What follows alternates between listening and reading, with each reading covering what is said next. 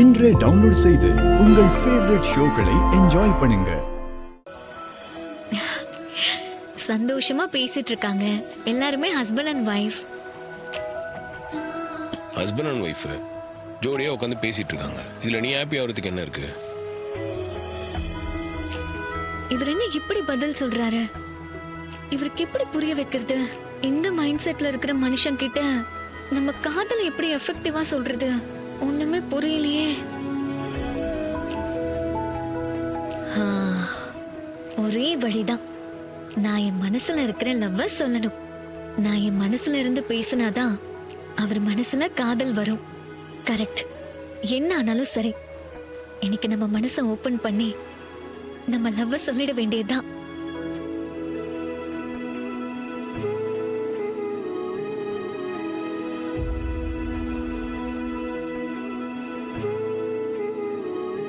இந்த இடம் எப்படி இருக்கு? நல்லா இருக்கு.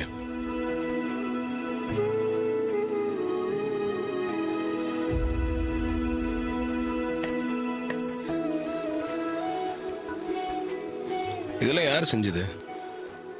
நான் தான். நீயா? ஆமா, நான் தான் செஞ்சேன். ஏன் கேக்குற? இல்ல, இங்க வர்றதுக்கே உனக்கு இஷ்டம் இல்லைன்னு சொன்ன.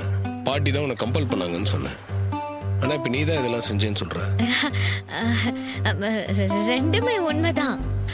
பாட்டி கம்பல் பண்ணி போக சொன்னதும் நான் சமைச்சேன். நீயே மடக்கி மடக்கி இதெல்லாம் கேள்வி கேட்டுட்டு இருக்க.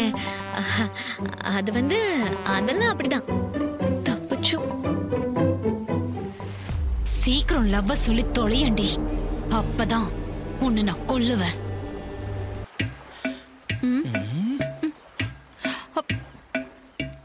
எல்லாரும் சாப்பிட்டு இருக்காங்க, எனக்கு ரொம்ப பசிக்குதுங்க.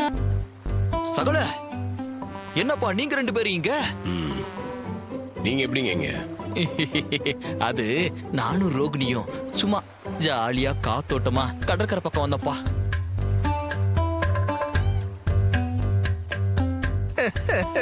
நீங்க ரெண்டு பேரும் கூட ஜாலியா இருக்க வந்தீங்க போல.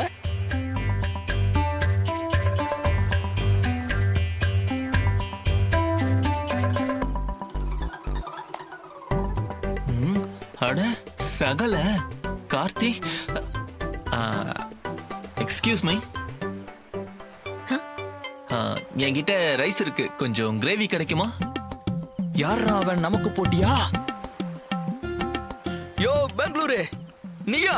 சகல, டேய் நீ எப்பறா இங்க? அது ஒண்ணு இல்ல, துர்கா கூட கொஞ்சம் பிரைவசியா பேசணும். பிரைவசியாவா? சுத்தம். ஏப்பா, கட்டின தாலியும் திருடுத்தனமா கட்டின, மீட்டிங்கும் திருடுத்தனமாவா? என்னப்பா நீ? சரி, வந்ததுதான் வந்த, சோறு குழம்பு இதெல்லாம் ப்ராப்பரா எடுத்துட்டு வரது இல்லையா? இப்படி கையேந்துறது அசிங்கமா இல்ல? நீங்க மட்டும் இப்ப என்ன பண்ணீங்க?